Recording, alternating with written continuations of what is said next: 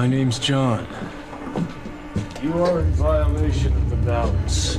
Leave immediately, or I will deport you. All of you.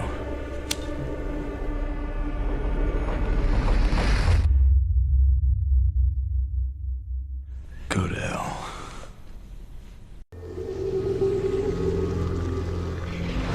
I've seen hell blaze through these streets.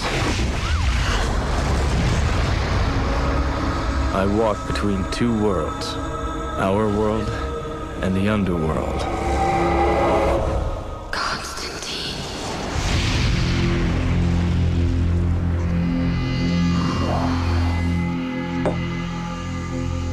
Welcome to my life. As long as I can remember, I could see things. Things humans aren't supposed to see. Things you shouldn't have to see. Into the light I command thee. This isn't the usual game. I can feel it. Something's coming.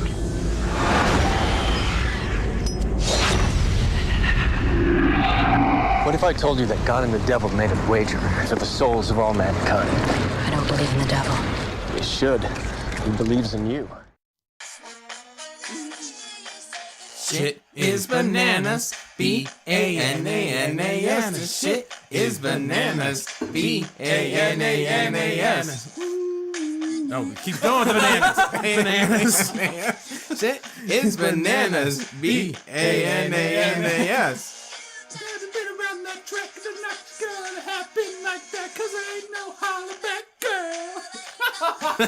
And that welcomes us to 2005 again. Yes, here we are. The year we graduated, one of the greatest years of all time. Where you graduated. I was the year before. Okay. Whoa. But like he was saying, one of the greatest years ever. ever. And that was a culmination of 2005. Yes, Banana. exactly. B-A-N-A-N-A-N-A. No, that shit was bananas. Yes, it just kept going. So welcome everyone to the Marx Review Constantine 2005. Oh, yeah. In honor of John Wick 2, we are going to review Keanu Reeves' third best movie. John Wick 2. John Constantine. He likes the word. He likes the name John. Yes, exactly. And he acts the same in all of them. Yes, he does a very good job in this one. Very good job. It's You're like not putting Matrix on that list now? that's why I said third. I count John Wicks together because I feel like it's a continuous movie. Yeah, there you go. The John Wicks. It is. Yeah, yes. the John Wicks, and then Matrix, then Constantine. All There right. we go. Because that's like the only movies I've actually even seen. So I never saw Bill and Ted. So Oh, that's right. You have to. Oh, it's Yeah. so good. Or Rufus. Speed. Come on. Speed, yeah. oh, I forgot about Speed. I always bring that up. Okay, Speed 3, Glacier of Fear. Yeah. damn it. What does he say when he knocks the dude's head off? Heads up or something like that? Yeah. This isn't an Arnold Oh, movie. but I'm taller. That's right. He's like, I'm winning, or I'm on top. Oh, yeah? Well, I'm taller, or whatever the fuck it is, after he gets his head knocked Right. off. Anakin, I have the high ground. I'm the guy with the plan, because I'm smarter than you. I'm smarter than you.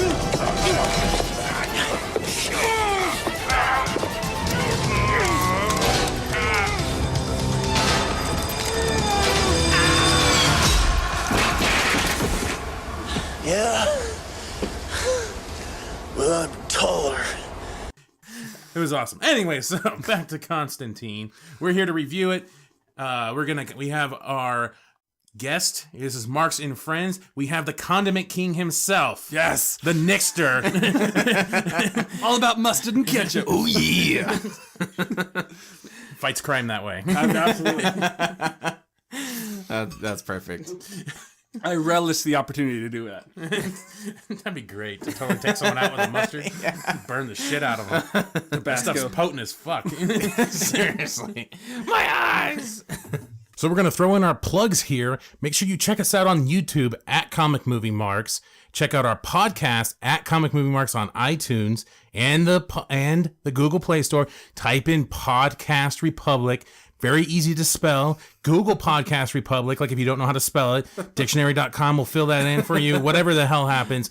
And if you type in podcast to Google Play, multiple podcast apps will come up. They all play Comic Movie Mark Podcast. Yes, and be sure to check us out on social media, Facebook, Twitter, and the Instagram. You can also send us emails, comicmoviemarks@gmail.com. Send us questions, your feedback, whatever. So we're going to sit here and we're going to break down Constantine. It came out in 2005. We got to grab the stuff for all the bullshit ahead of this. So it starred Keanu Reeves, and then it had a Rotten Tomatoes score of 46, fan rating of 72. We'll give the critic consensus of Constantine. Despite solid production values and an intriguing premise, Constantine lacks the focus of another spiritual shoot-'em-up, The Matrix. Okay. All right. I could Did definitely you not get the Jesus metaphors in The Matrix? That's why it's a spiritual shoot-'em-up. I get yes. That's the only tie-in I could think of when I first read that. I was like, that makes no sense other than the Jesus metaphors. Do those critics on Rotten Tomatoes ever make any sense? No, never. Yeah, it's called Batman Superman. No, they actually gave it a higher score than you. So. Oh, damn. So they didn't know what was going on. Oh, man.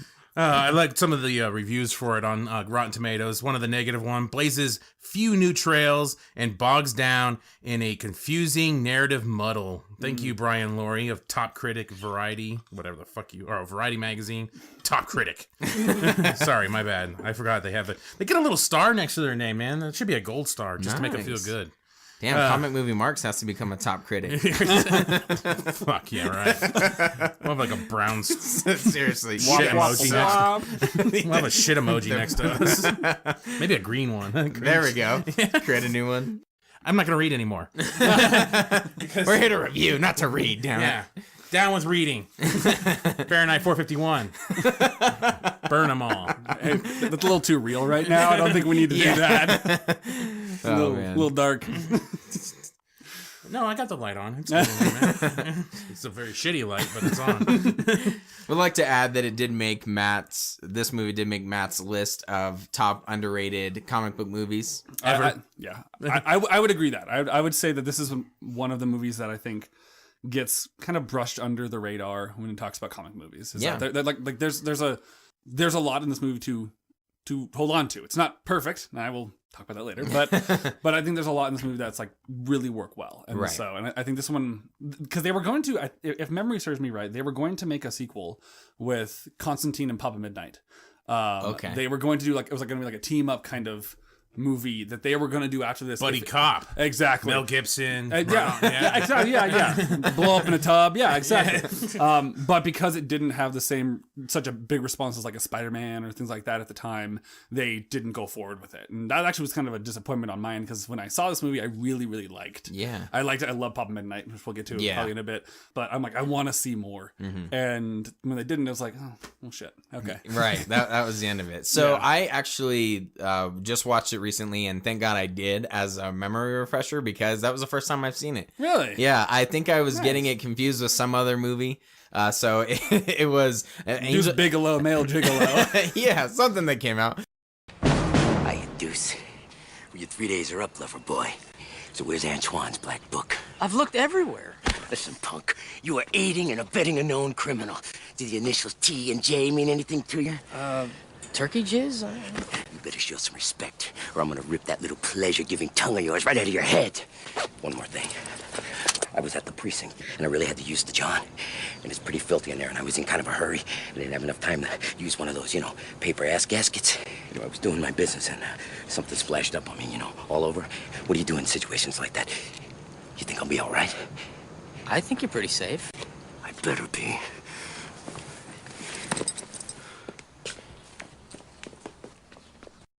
No, I want to say maybe like Angels and Demons, or Angels vs. Demons, or something like that. Angels and Demons with Tom Hanks. I don't know how I was getting them confused, but anyways, I was pleasantly surprised after watching this movie. I enjoyed a lot of it, especially when you talk about the time period that this movie came out within the the comic book movies that came out during this time.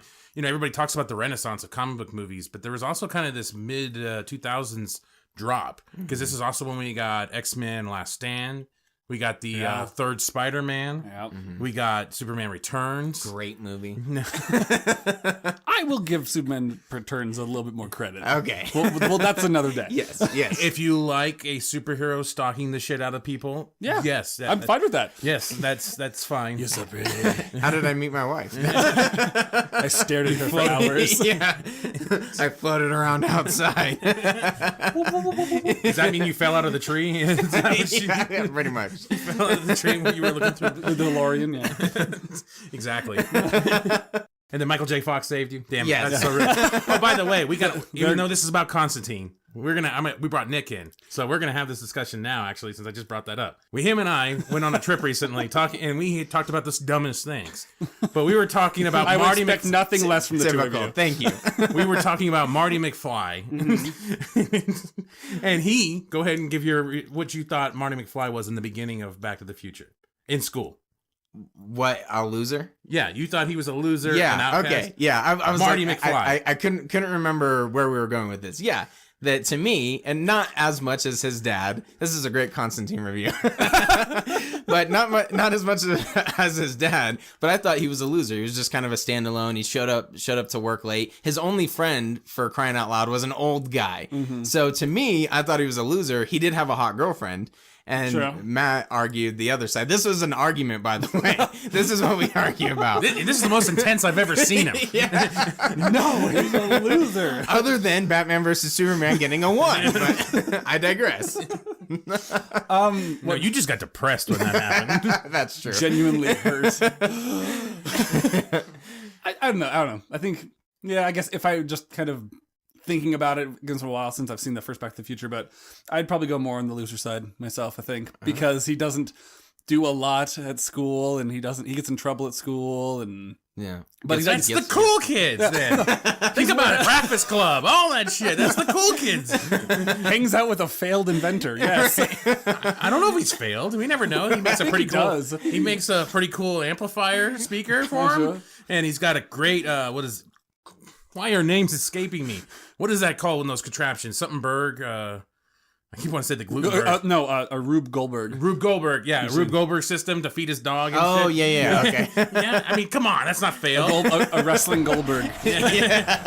Speared the shit out of that dog can. How about Constantine? All right, so we're gonna talk about Constantine. I'm right, they're wrong. All right, about We'll review the Back to the Future later, okay? Yes, we'll get into that. whenever we feel like it. When we want to go back further than 2005. In time. There we go. See, we got plenty of music going on. Yeah. All right, so we're gonna kind of go into the story of Constantine and give our likes and dislikes. I actually just right off the bat, I want to start off with one of my likes was the beginning of the movie.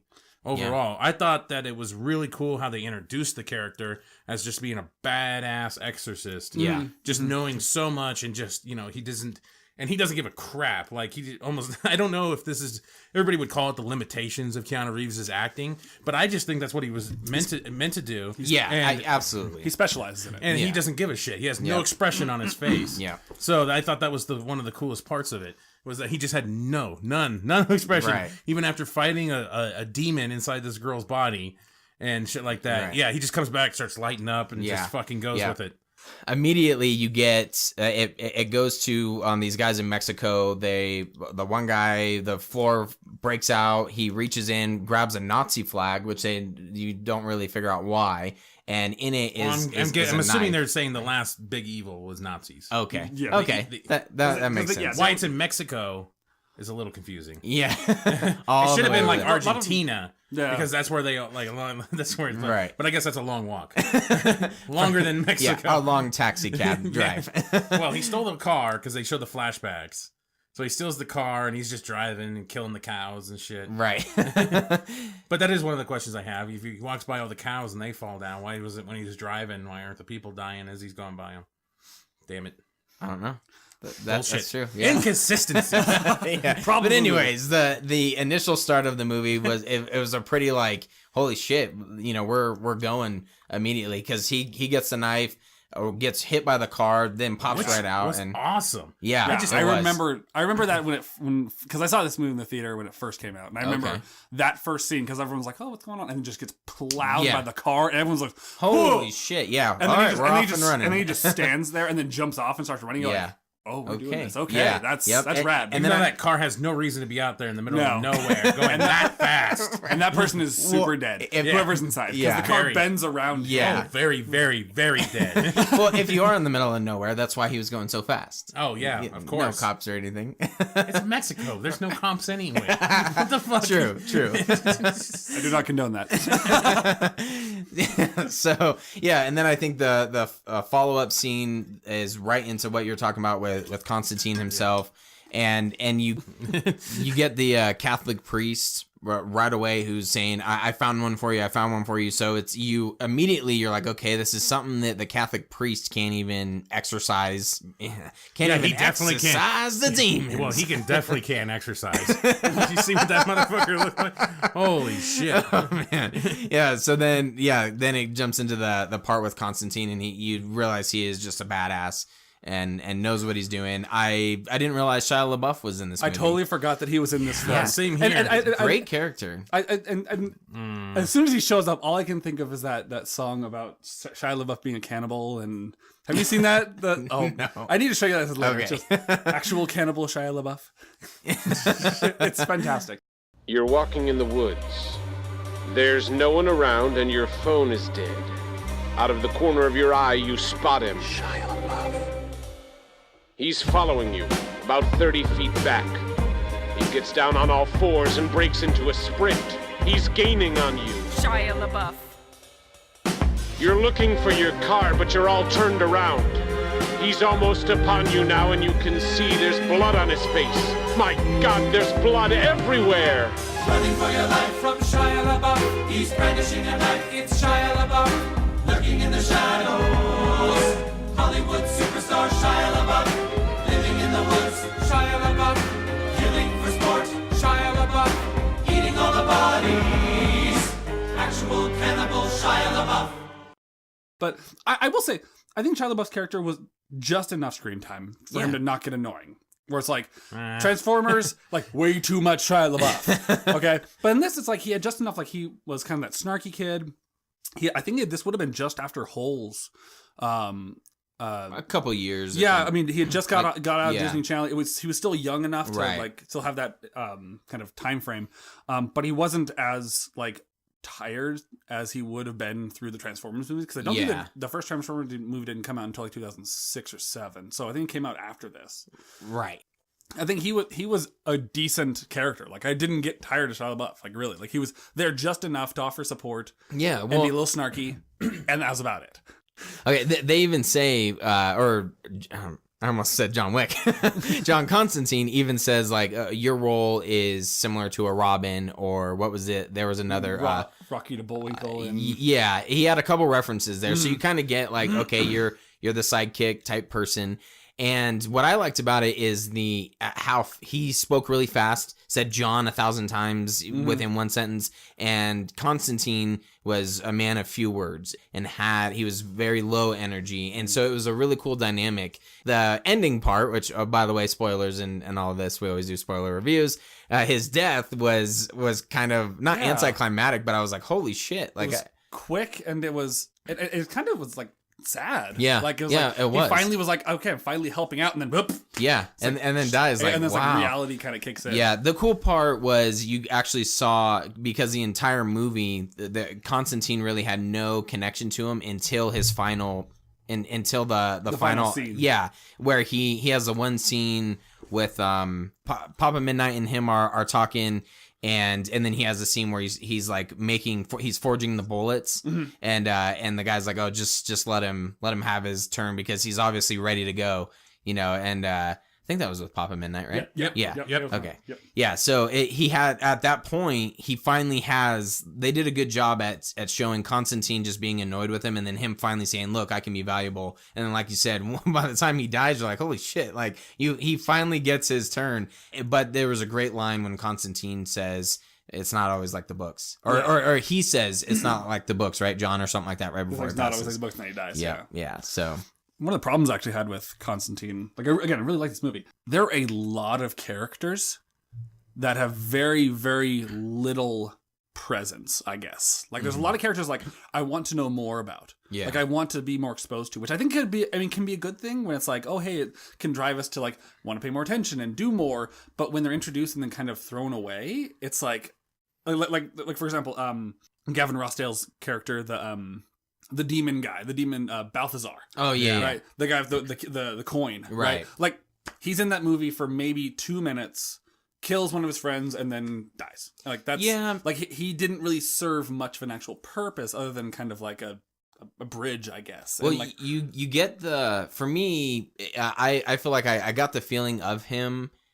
in the role that he played because of the scene in Papa Midnight's club or whatever, or his bar. Yeah. You kind of understand, okay, this guy's pretty powerful. John wants to bring him in. One of my problems with this movie, and it kind of ties into what you're talking about, is I do feel like, there was a lot of characters that weren't fully developed. And I don't know if this is one of those movies that I don't think I could stand another half an hour of, or an hour or something like that to develop those characters, because the first hour, and I even made sure to pause when I was watching, of like, okay, now we got to the point where I'm starting to see some payoff, and I understand there's a story arc, build up. There's building, but there was a lot of cluster. There was just a lot going on that it was hard for me to figure out what was going on and piece certain things together until the second half of the movie. So if you're trying to build even more in that first half, I don't know if it would have worked. I feel like it would have been even more lackluster, and the build would have been harder. And that was one of the things I was like, okay, this couldn't be a 3-hour long movie. I wouldn't want it to be. Yeah.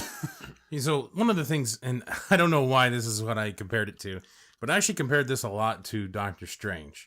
Kind of they're digging into a different area other than the superhero mythos. They have an not necessarily anti-hero, but a guy that's in this more mystical realm. Yeah. But his is spiritual. Doctor Strange is mystical, right? So I kind of took it in that. And this one, actually, what I liked about this movie was that it actually did dive into that kind of like mythos a little bit of what's going on. But that's where they lost it on the characters, because they delve more into the universe of what's going on, the Spear of Destiny, all this stuff. They're over-explaining this, how this procedure is going to work. They need a psychic, all this stuff. They're explaining this universe and how this process is going to work more than they ever really worked on the characters too much. Because like the fat priest guy, Father Hennessy or whatever the hell his name was, he you don't know what, he just has powers. Like you don't even know what's going on. Like he's sitting there, he's got these paper magazines or these papers, and he's just touching in them, and he's Undertaker eyes and shit. Yeah, well, in the middle of the movie, we were debating when we were watching it. We were debating if he was blind or not. I think he was because of the way that his eyes were going back and forth. No.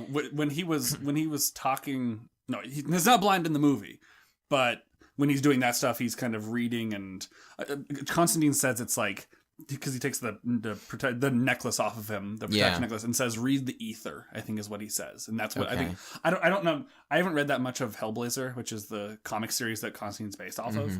I've read enough, but not a ton. But I think that's what he can do. He can kind of like sense like the world. Okay. And that's kind of what he was doing. But kind of... did you notice his eyes throughout even the very first scene that Father Hennessy is shown? His eyes rattle back and forth really fast. I think that's just actually the actor. Oh, because I was about to say he's doing really good for a blind guy. Like, I mean, he makes himself to a gas station. He's busting bottles. Yeah, well, he finds the morgue. He looks at the tag.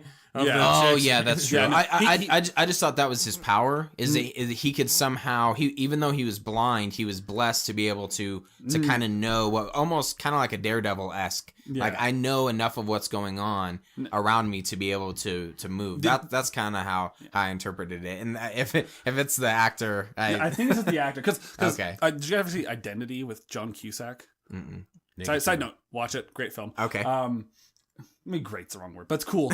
But he plays like a serial killer who has like stuff going on in his head, and so he plays this kind of role like around where it's like he's not quite all there and stuff. So this is kind of like his niche as well. Okay. But yeah, if memory serves me, I think it's just as he is. Oh, gotcha. So, but speaking of him, him and then Beeman, the kind of like nerdy little guy with the glasses who like lives in the bowling alley. Yeah. Right? Like those two characters I wanted to see more. Yeah. Like personally, that's what I mean. Like those two characters, those are cool, fun, neat characters. Yeah. Right? They get like one and a half scenes essentially. Right, yeah. And it's like I want to see more Part of them. it's death. Yeah. Yeah, death and then introduction, and that's about it. And it's like those two characters I would have loved to have seen more. Like I agree.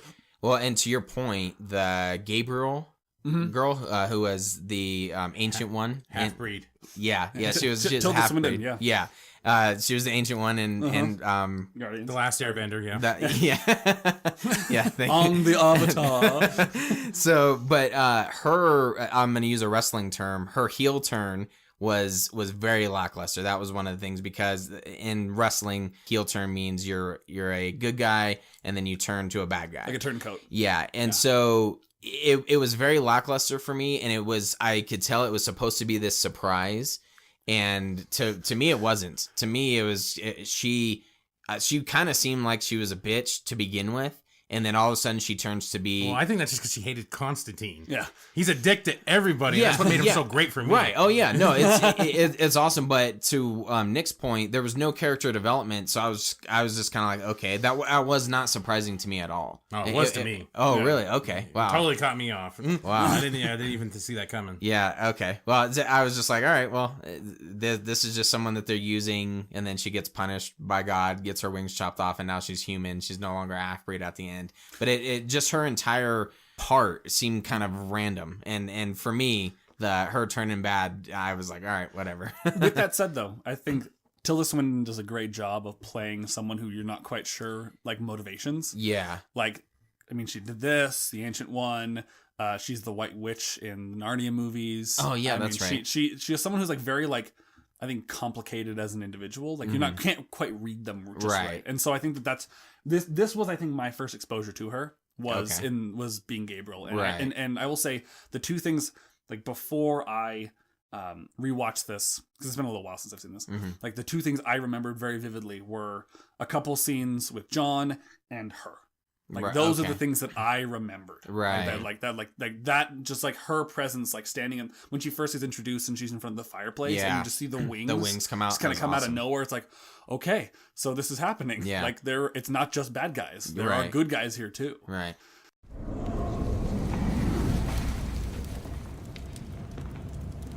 I know what you want, son. Still keeping your all-seeing eye on me, Gabriel. I'm flattered. Well, I could offer something about how a shepherd leads even the most wayward of his flock. But it might sound disingenuous. I've been seeing some unusual soul traffic lately. Might consider giving me an extension. Could do your side some good these days. You still trying to buy your way into heaven? What about the minions I've sent back? That alone should guarantee my entry. How many times have I told you? That's not the way this works. Haven't I served him enough? What does he want from me? Only the usual. Self-sacrifice. Belief. I believe for Christ's sake. No, you know. And there's a difference. You've seen. I never asked to see. I was born with this curse. A gift, John. One that you've squandered on selfish endeavors. I'm pulling demons out of little girls. Who's that for? Everything you've ever done, you've only ever done for yourself. To earn your way back into his good graces. Possible rules, endless regulations. Who goes up, who goes down, and why?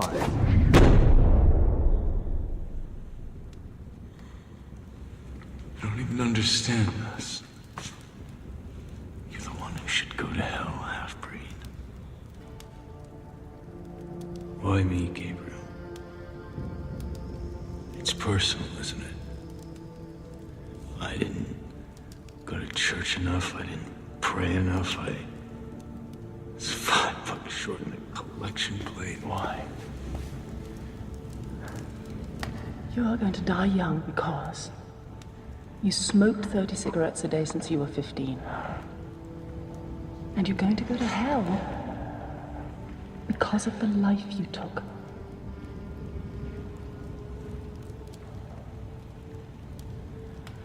You're fucked. I will say for 2005, I always talk about how much I love how far CGI has come. That was pretty solid. To me, there were some parts in the movie that were kind of the demons. Yes. The demons were the only ones that looked Yeah. really poor. Yeah. And they didn't look that good. But everything else, like when the car hits the dude, Yeah. I thought that looked great. Her wings, when they come out. and a lot of the action that they had to use it, like when the one chick gets sucked through the fucking elevator. And Oh, yeah, like, the building. Yeah. Oh, and she's just going through Right, it like yeah. that. I'm like, that looks fantastic. Yeah, that's awesome. All, Yeah. all I could think of was like the Hulk running through in the Avengers. I'm like, oh no, Hulk's running after her. Right. All I could think of was Ghostbusters 2, where they take the baby No, and fly away. Why am I drippings with goo? Yeah, but I thought they did they did a good job. For 2005 especially, I was impressed. And even at the end too, that little final sequence at the end, like just things blowing up, the time stoppage, and all that, I thought looked really good. But when they were in hell or whatever, and those demons were coming up or something like that, it didn't look that good. It didn't look good. I think at all. that's a daunting task. When you're trying to like CGI a golem looking motherfucker, and stuff like that, it just didn't look good. Well, I thought hell looked great. That was one of the things I actually. That's one of my notes was that hell was. I was like, you could almost make a new movie off of that underworld club where all these people were all that shit was going on. Major revolutions. It was just so weird. It's like they're just eating something there, like a person or something. He just walks in, they're like, eating motherfucker or something like that. And he's just like, and he's just walking by. Keeps going. And there's all these different little things and shit like that in the Papa Midnight Club or whatever. And then hell. I thought that was a great representation of hell. It wasn't like a rock with fire and I like that guys with sticks and shit poking people. Right. I like it was desolate. And that it was the one thing, we always see depictions of hell with, again, fire, brimstone, sulfur kind of stuff, which they bring up a bit in the movie. But I loved, and I don't know why, and maybe it's because of the weather we've been having here, it's the wind. That was the thing I remember the most from that thing, is that the wind just was like a punishing dry wind, and that was the thing that just was the most devastating thing of that like apocalyptic looking kind of world. It reminded me a lot, like if you look at it like in Terminator 2 when the shit blows up and everything's getting blown away and everything, and it's just like it's Earth but just completely torched. It's done. Yeah, it's fucked to all hell. People dying and and there's just a group of people just fighting each other. Like they just had this mob beating the shit out of each other and stuff like that. So to me, I like it. It's a great representation. They didn't take the cheap way out. They didn't take the easy way out. No. I to be honest though, I've never read any Constantine comics. I've only read a couple stories with him in it, but never comics. So I don't know if that is like something that he normally does. Again, it's been a while since I've read any Hellblazer, but and so I honestly I couldn't tell you. But I will agree with you though with the CGI of the demons. Like I think there's a couple parts that the CGI just really doesn't hold up. The very end when Rachel Weisz's character is being possessed and she looks just like Reagan from The Exorcist. And I'm like, it's like just like the brow. I'm like, I didn't like the way. I thought that worked, and that's probably why. It's because of The Exorcist. Yeah, but I think they borrowed too much from it. It's like I want if we're gonna do that thing, do something interesting. New, yeah. The weird like stomach stretching itself with the demon. Right. I'm like, it's like I know it's gross, but like it doesn't also. I don't think it holds up. And then I would agree with you. The demons, like they're cool, but. Here's the thing. The devil's son, Mammon, I think is Momon or whatever it is. Yeah, Mammon or he just looks like another demon. Yeah. Like I'm sorry. Like if you're talking about except he had his whole head. Yeah, he had a head. Right. If this is supposed to be your villain of the entire movie, and even though the villain really wasn't introduced until like 3/4 of the way through the movie, which is another problem with the movie. If you're gonna have like a villain, make him distinguishable. Like give him like even just a little bit of color or a different kind of body shape or something. Because when the devil shows up, like that's a character that I remember. Like that is like awesome. Oh, he's in white, he's drippy and gooey. He's got like the actor. I recognize him from other things, but what a perfect role for him. The way that he talked and like his face, his facial features, when he was speaking was awesome. Another kind of tying into the same thing. I love the humor in this movie. Very subtle humor, but it was fantastic. And that part at the end where they're kind of talking back and forth, that was awesome. Yeah, I loved. Busy. Yeah, I thought that was hilarious.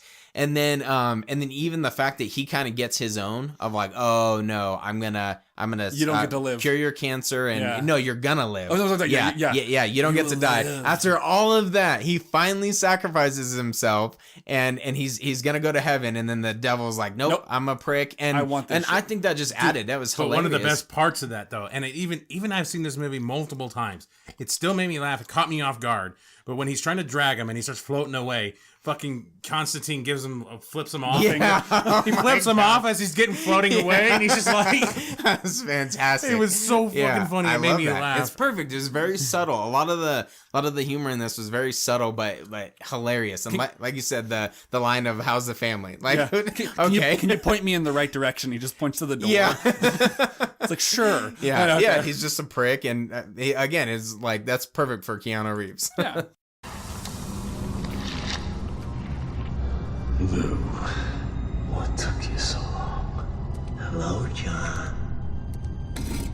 John, hello.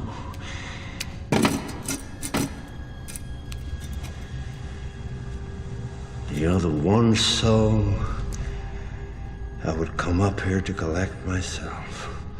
Mm-hmm. So I've heard. You mind? Oh, go right ahead. I've got stock. Coffin nail. Very fitting, John. And now when you cut too deep, you cut the tendons. Finger movement goes out the window. Let me help you.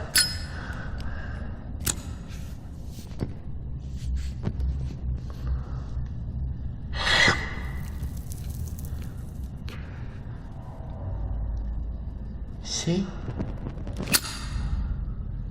Sonny, I've got a whole theme park full of red lights for you. Aren't you a peach? I didn't think you would make the same mistake twice.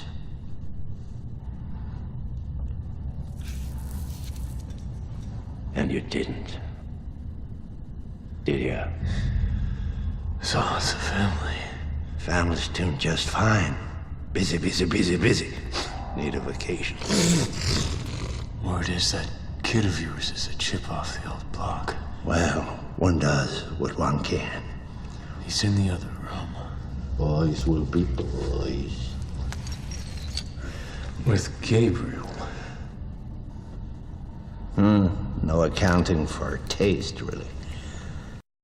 Yeah, I just think that the CGI parts of it really work really well, and other parts just like I said, the demons are just kind of not there. Some of the visual, I'm not too familiar with the director. I don't even know who the director is, but some of the shots that they were using were a little bit too much, and some of it did actually look like it was sort of supposed to be CGI. But like, for example, when I can't even think of her name, the Angela, when Rachel she Weisz. Yeah, when she was like filling up the bowl for John to, I almost said John Wick. Yeah, to put his feet in, for Constantine to put his feet in so that he could go to hell and talk to her sister. It was like very quick shots of like her grabbing a bowl and then filling it up with water, and it was very zoomed in, and some of that I was kind of like, oh, this is weird. Like it just didn't work for me. There's a couple scenes that I noticed the same thing, where like the camera twists, like when she's looking at her sister after sees her sister die, like looking at her body. She's looking down at Rachel, her twin, and the camera does this like turn.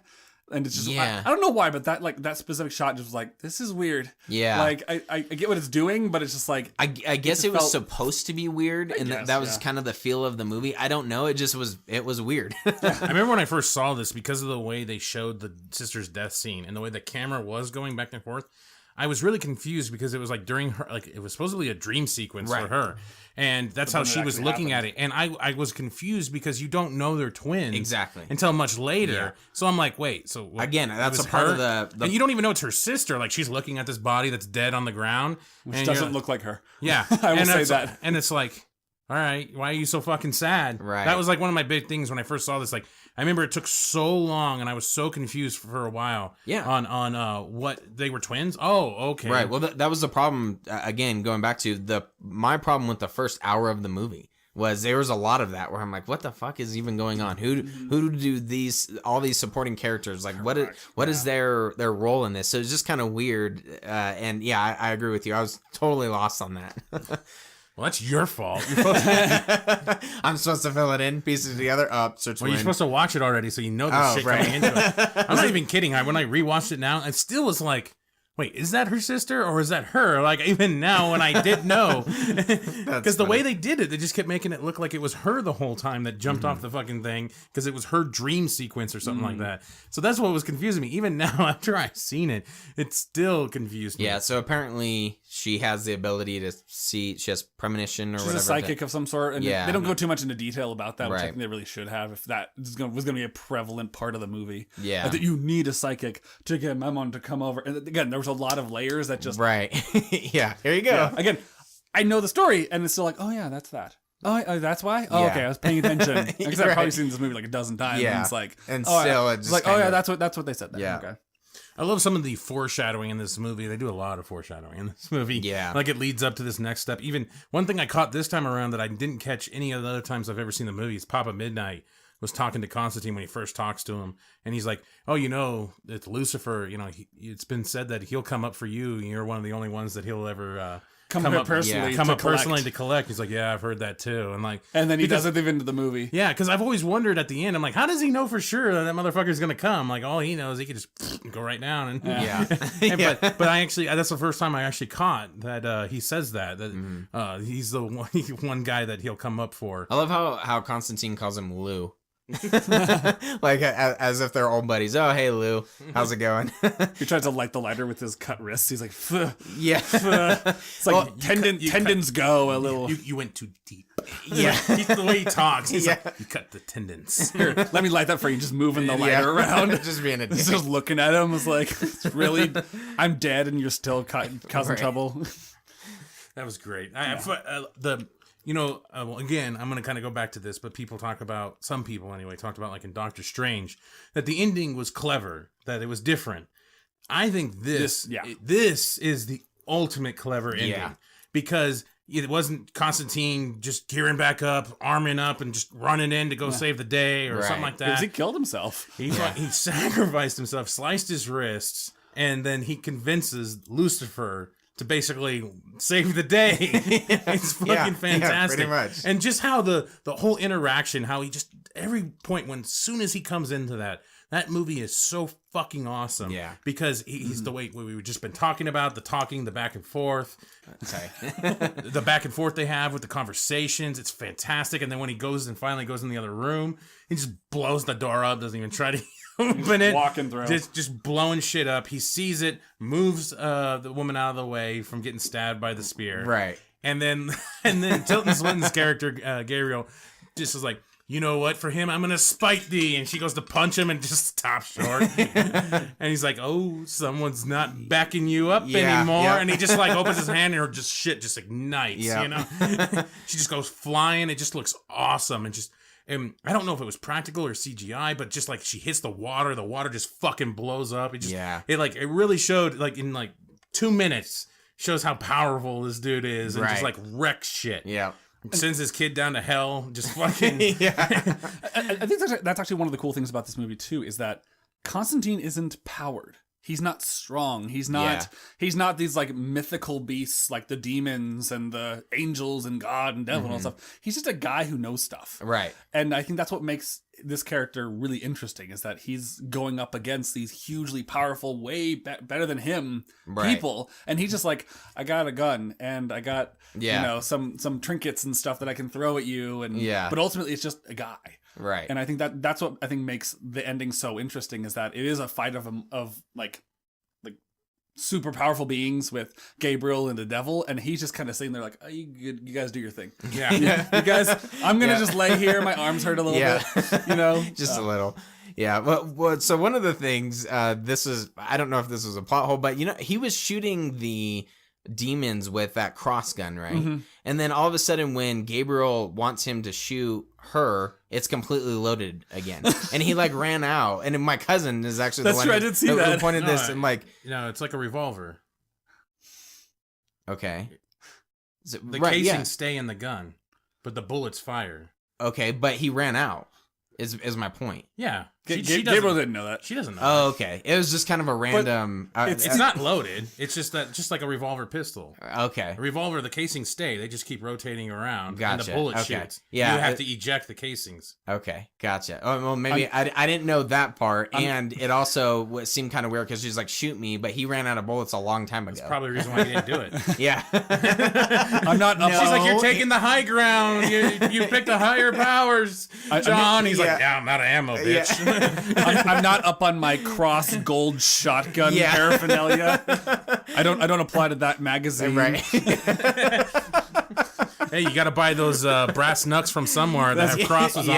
Yeah, exactly. He decks the shit out of them. That was awesome. That was a great part. I do like the fact that he had those brass knucks, but he's doing stomach punches on them. Like, well, he punched him across the face. Yeah, one, but then like the rest, he's like, it's like, what? Are you gonna make him shit different now? Like, what the fuck? Why you punch him in the gut? I did notice he's southpaw. I'm pretty sure. Yep. Yeah. Gotta love us lefties.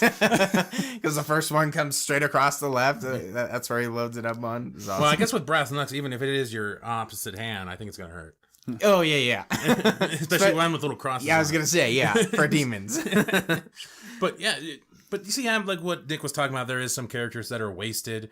There is some people that are brought into the movie that obviously never get an understanding. Even the Balthazar, the fat guy, the fat priest. There's just several people that are brought in that you don't really ever have an idea of what the hell they're. Even the kind of the plot of the sun coming up and being released, takes over the world, and her reasoning was, at first I'm kind of like, okay, it's kind of stupid. I mean, I kind of went for it a little bit near the end because she's like, you guys need to earn your salvation. You need to earn, his glory and his love. Yeah, you can't just sit here and relax anymore and just get involved of all your sins and everything like that. You need to suffer, and then you can be right. And then you can be good. And just it was kind of a little bit of a warped thinking, but I guess. Just even that little part that we get with her, she is a fucking crazy ass character. Yeah. Because then she just comes up and she's like, just shoot me. Right, me. And, and she thinks she can punch Lucifer. And just so I guess she is just a fucking crazy. Yeah, pretty crazy.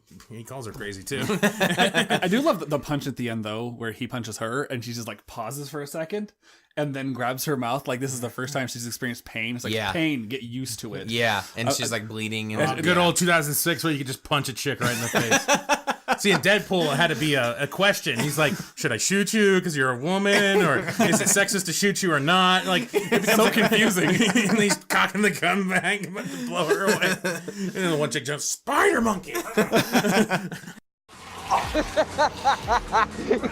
You're about to be killed by a Zamboni! Where's Francis?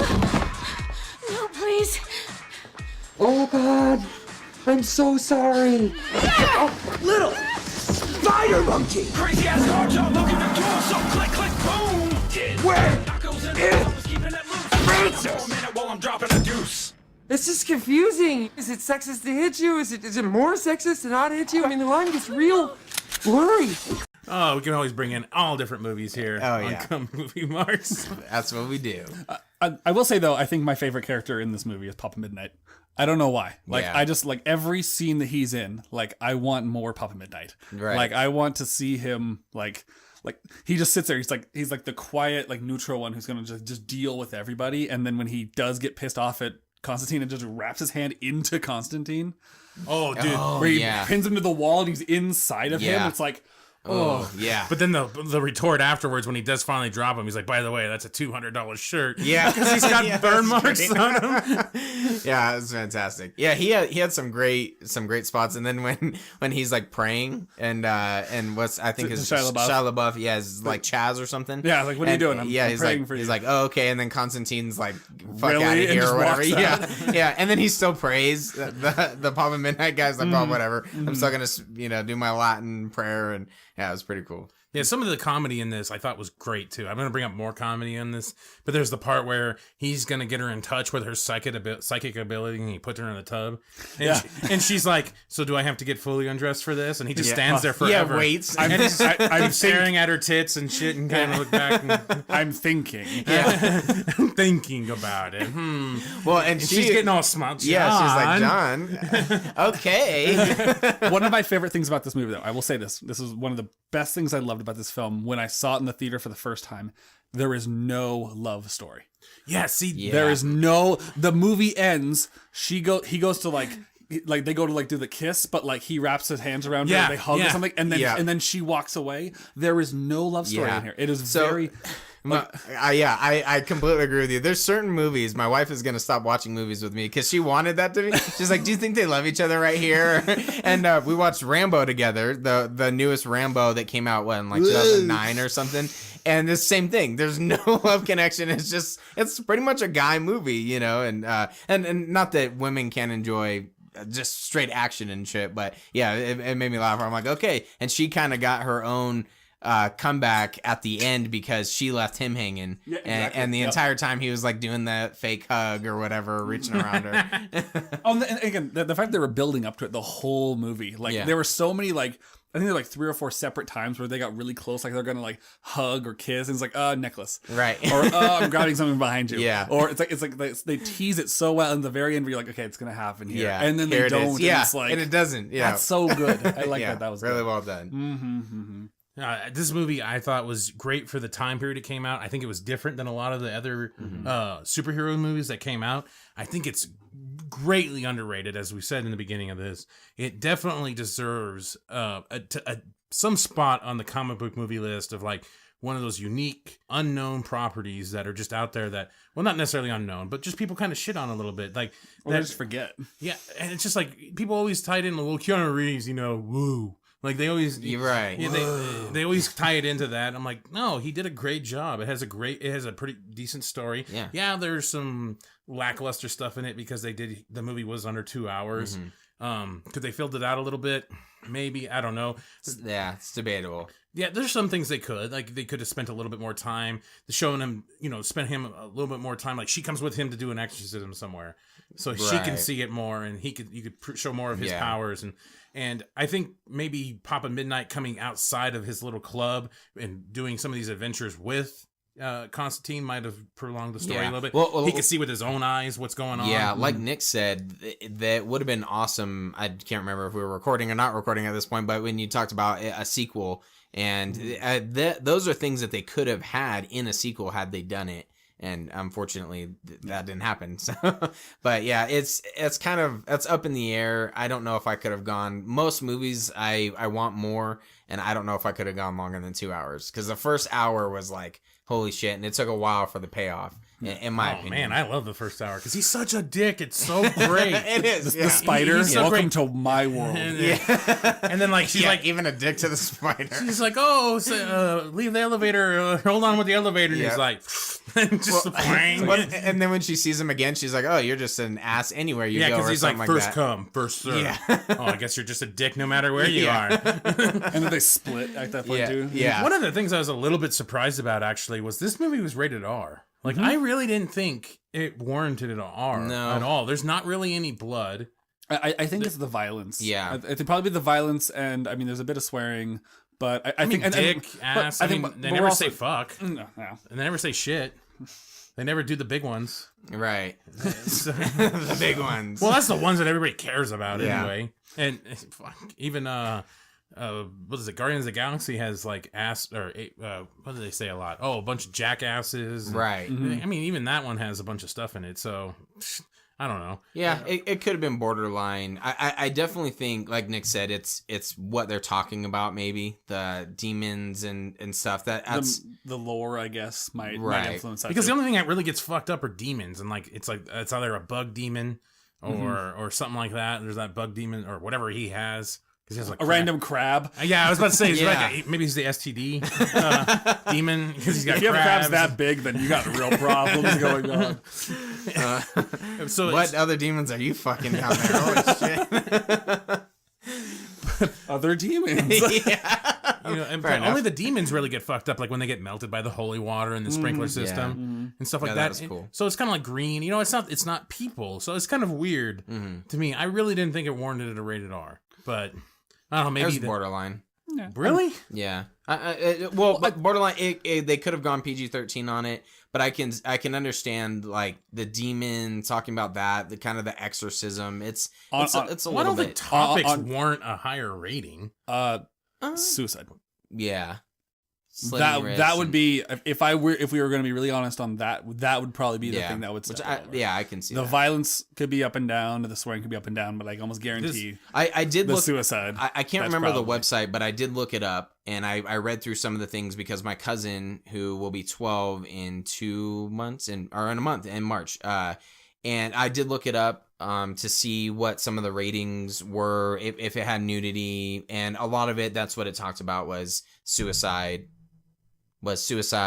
the demons, like the demonic kind of possession. Yeah. This was 2005, a year after the Janet Jackson thing. A lot of people blame that for the over coddling of fucking people, and I think maybe that's what it is. Because I don't know.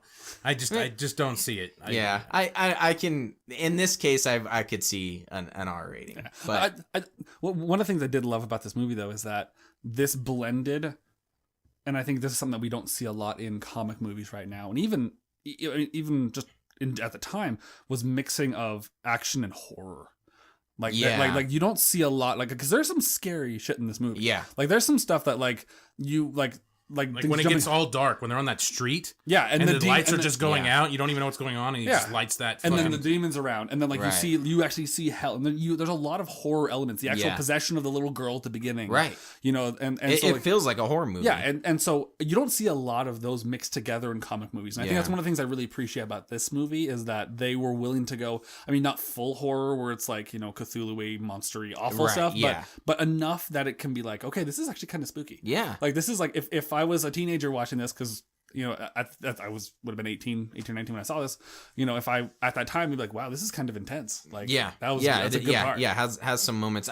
None of the jumpy moments got to me, but I can definitely see the 12-year-old it got to 12-year-old. Yeah. Well, I know the one part, even though it's a tiny bit funny and also kind of creepy at the same time, like when he's kneeling down or something, he's looking at the crab on the road, and like some dude's like, hey bud, can I get a light? And for some reason, he hands him his pack of cigarettes. Because he knows that's what he doesn't hand him the cigarettes. He hands him the shaky bug. Yeah. The screeching bug. That's what's in the box. Mm-hmm. Oh, because he sees the crab and he knows that's a demon. And then he's like, got light. And so he grabs the little screeching bug. And he turns to give it to him and gets smacked out of his hand, and then that's when the fight happens. Oh, okay. I thought it was a pack of cigarettes. No, and that's why he kept going after it. Yeah. Because that was the screeching bug. That would have been hilarious, though. He kept trying to get his cigarettes. No, I got smoke. I did like the joke when he's in like the cancer office, and it's like, I fought things that you guys wouldn't even know, and this is the thing that's gonna do me in. Yeah, yep. And then he smokes. Like, that's a good idea. And she's like, oh yeah, that's a good idea right now. He's just puffing up and shit. I love how much also back in the day, that's the day where you could smoke cigarettes in places and stuff. Like he's just smoking a cigarette on an elevator, no one gives a shit. I'm pretty sure in a hospital probably they'd frown upon that. Like no one says a fucking word. This is just puffing away. But I'm glad that they also did that too, because that's his character. Yeah, like, he is like, exactly. Constantine does that. He's the smoker. Did you ever see the TV show? No, I wanted to actually, and I heard it got canceled after the first season. Yeah. But I did want to see the show. I actually really liked it. I thought they did a really good job. I thought it was good. Out of like all the little DC movie or TV shows that they've come out with, like Arrow, Flash, and Supergirl, the other. Well, I haven't seen Supergirl, but at the time it was like it was Flash and Arrow, and then they brought out the Constantine. I was looking forward to the Constantine way more than the other two. Yeah. At that point, because I thought it was a really cool story. Mm-hmm. I thought the guy that played him was doing a really good job. He looked like Constantine, and in the comics, because that's the problem with, Keanu Reeves. The fidelity of the comics is Keanu Reeves really doesn't look like Constantine. Right. Constantine is always wearing a long coat. Yeah. And he's smoking, but he's got like kind of the brownish hair, and he's kind of not as, he just doesn't look like him. Yeah. They probably were trying to stay away from Matrix, wearing a long coat and shit. Yeah. It's a tan coat, not a black coat. Well, what I thought was funny is he was still wearing the suit like John Wick. Yeah. So he knew it was going to happen someday. Yeah, pretty much. But in the TV show, they even had the cab driver, like Shia LaBeouf's character in this Chaz, one. Yeah, that guy had a great backstory and everything built into it. he had some kind of like weird thing done. And he pretty much is, for the most part, is kind of immortal. And so he always gets fucked up in the thing. It's like Kenny from South Park. Yeah. He just gets fucking torched and then comes back in the next episode. I'm better. That's awesome. So he had some weird thing where it's like 44 souls in him or something like that. Oh, okay. So he can live 44 times or something like that. Holy shit. It's like a Contra game. But that was kind of cool. And then when I was rewatching this one after watching the TV show, I was like, I forgot that Shia LaBeouf's character dies at the end. Oh. And I was like, I wonder if they are venturing that at all with this. And then like, dun, dun, dun. Nope, they're not. He just gets smashed. Yeah, that would have been cool. And then you find out that he has a power or something like that. But it also would have taken away from his epic. His death. Yeah. Though I will say, after that death, I think it was one of the coolest parts of the movie is when, I don't even know what purpose it does, but like come into the light and he puts his arms together and he's like putting his like tattoo together. Like I love that part. Yeah, like, that was he's like, awesome. You can see him like fighting with himself. Like that's like his only power is like, I'm going to do this. Well, I think it was the first time we saw that he even had a tattoo, right? No, you see the tattoos, but it's just kind of there. Like, it never talks about what it is, but then it's like, this part, he's like, all right. And he rolls his sleeves up. You're like, okay, something's happening. Yeah, he's struggling to put it together, and then she just pops out. Gabriel steps on his face. Your ego is amazing. Like she just it's like stepping on his throat. Hi, Gabriel. Yeah. Oh man, the ending of that movie. Watching the end of that movie, I was like, man, that is something that is totally lost on almost every, not just comic book movies, but almost just movies in general. Like that third act, that final scene, just how well it was put together. Yeah. And it's in 2 rooms, really. Yeah, it's the pool room and then like the medical room. Yeah. And it's just in those rooms alone, and I just love that ending. I just thought it was great. The reveal. Apparently, fucking Captain Unimpressed over here saw the angel coming from a mile away. So other than, I don't like good movies. I don't like bad movies. Why didn't he say Martha, damn it? As he was getting choked. Because he was getting his choke. He could have foot on his throat. Yeah, so I know. Could have been like, Martha. What'd you say, Gabriel? Oh, man. So I think we're going to, pop off some last likes and dislikes, I guess. Your kind of summary of the movie and your score. Yeah, so I guess I'll go first. Really? You were looking at me. Okay, well, I'm going to look this way then. So for me, I really enjoyed this movie. Pleasantly surprised. I thought I had seen it, but apparently I didn't. But it was good, and there's parts of me that is glad I didn't see it, because then I can almost look at it in hindsight. But I really enjoyed this movie. I had a lot of fun with it.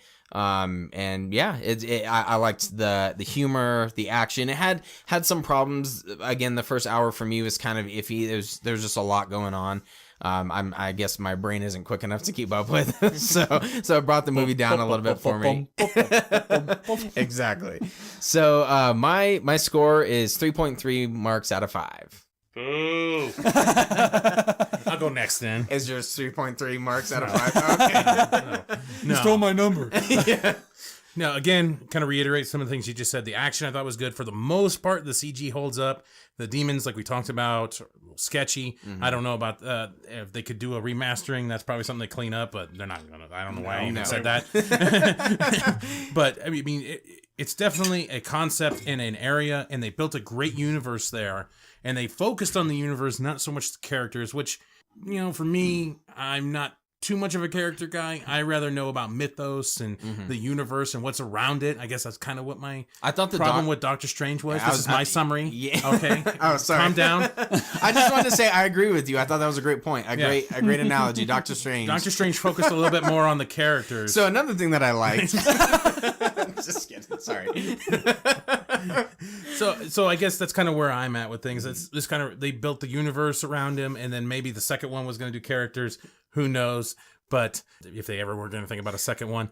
But overall, I love this movie. Some of the things I would have probably got rid of is just Shia LaBeouf. I don't know. You guys said he wasn't in there long enough to annoy you. As soon as he came on screen, when he's just looking in the rearview mirror, I'm Chaz, whatever the fuck is. He's trying to do the asshole. Yeah, he's trying to do the whole fucking John Constantine asshole kind of thing. Oh, but that was the old raging bull fucking looking in the mirror. You talking to me? Yeah, like right. he's trying to do that shit, and it just right off the bat it annoyed me. I like Shia LaBeouf, so maybe that was part of it. I like a lot of the characters in his movies. No one cares what you like anymore. This is my summary. Yes, sorry. Again. So I mean that character and some of the lack of depth built in some of these characters, like the Balthazar guy, I think is a great example. I thought that him, the way what he was supposed to do, I thought he was very cut short. I thought he was cut short a lot. He's like, oh, I was promised this, and he just gets blown away because Constantine shoots him, and he's just in pieces. And I guess the angel chick, Gabriel, just gives him a light breeze, and his face just blows away, and that's and that's it. So you never got to know what he was promised or what he was really doing. So yeah, that kind of sucks. They had too many low level bad guys, unknown. Like they were trying to keep it like a secret to the end, and it kind of works. It made that final scene fantastic because you're like, oh shit, it's gonna go down, and then Lucifer comes in. I still think one of the best, probably one of the greatest end scenes of a superhero movie. I'll go with that much. Yeah. For a lot of them, I can think of some actually. It's great. Yeah, it's good. So my score is gonna be 3.8 marks. Oh wow. Out of 5. All right, Condiment King. All right. So actually, I looked up the top grossing movies of that year, and I'm noticing a trend of really bad movies that did way better than Constantine. That's upsetting with me. So like Revenge of the Sith, Star Wars 3, Episode 3, War of the Worlds, the first Fantastic Four film.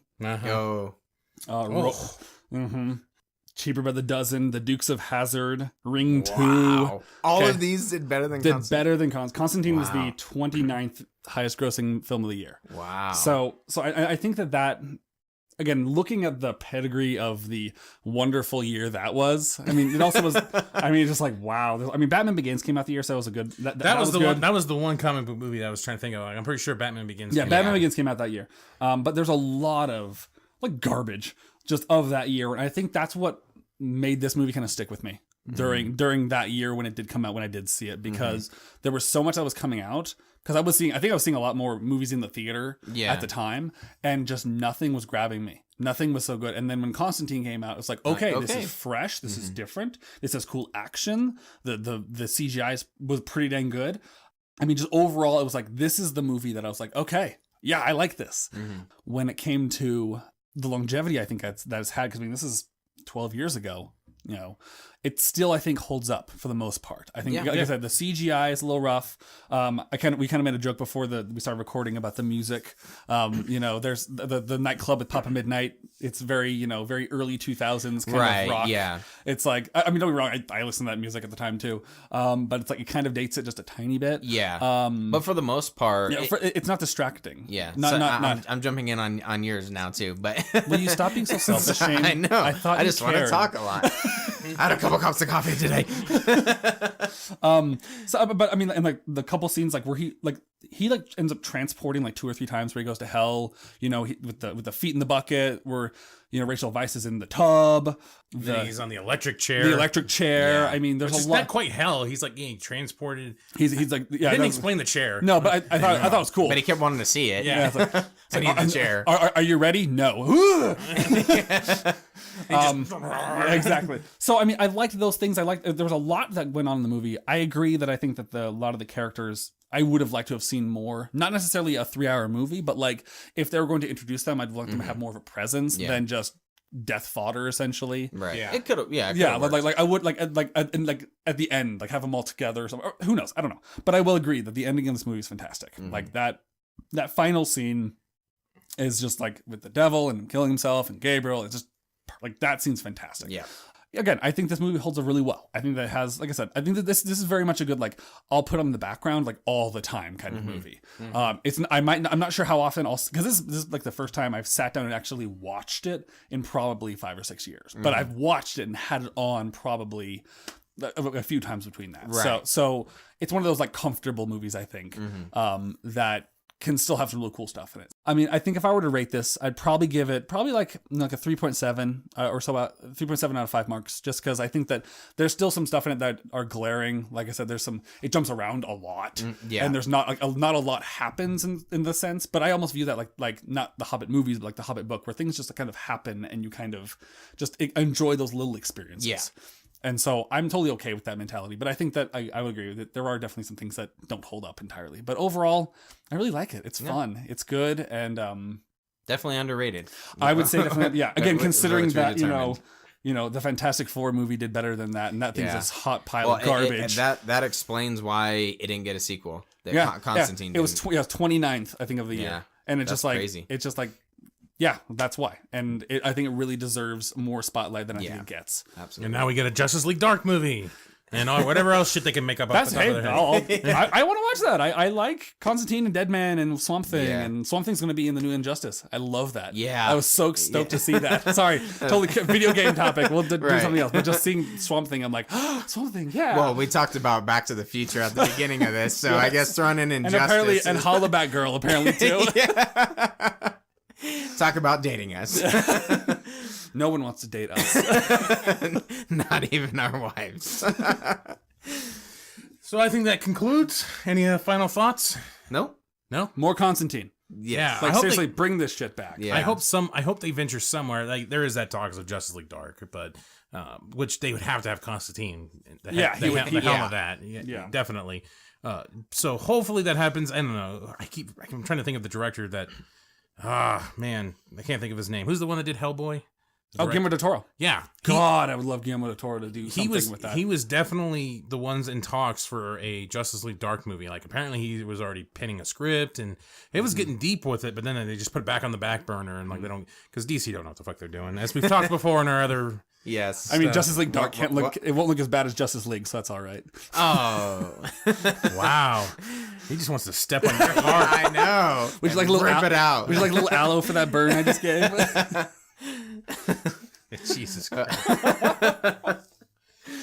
Oh, man. So thank you once again for everybody that listened to this whole podcast. We actually kept it down to a reasonable time with Nick this time. Yeah, this is the first so you don't have to half hour. You don't have to listen to it in 10 parts. It's like, hey, it's just a little over an hour. We're not going to be here for... Yeah. Yes. We won't have to have 5 cups of water. Exactly. You have to get up, take a break. Everyone stare at you. Everybody stand up, your asses hurting like you do when you got on a long road trip and stuff. Well, because we weren't talking about shitty DC movies, so it's fine. We're talking about a good DC movie, apparently. Just really quick, when I loaded the DVD with this, it had Blade Trinity as a trailer before the DC movie, and I'm like, okay, number one's Marvel, number 2, ew, Blade Trinity. That's funny. I think Blade Trinity was one of your other? Oh no, Blade 1 and 2. Blade 2 is great. Well, I combined Blade 1 and Blade 2. Yeah. Blade Trinity for underrated. Yeah. With Dracula walking around. And Blade Trinity was awesome because I was at a movie theater with a girlfriend at the time, an ex, and I saw one of the most amazing things during Blade Trinity. This dude was able to chuck his whole full drink up at the screen without it busting open before it got there. And from a very good distance. I was like, that's fucking amazing. Because that had to be overhand. Right. And it didn't break open. The lid didn't come off. I'm like, man, those cups are great. It nailed the screen. And just... Because it was shit. And when I was laughing for like 30 minutes throughout the movie when nothing was, like the blind girl's dying, everybody's getting murdered and everything, and I'm just like laughing because I was like amazed. Like, that is so amazing that guy was able to do that.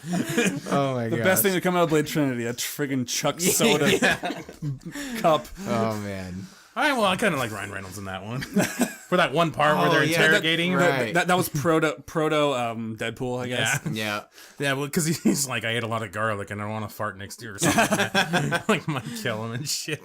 Such a bad movie, though. Oh, but that's when we got one of those best lines. Like, are you ready? I was bone ready, motherfucker.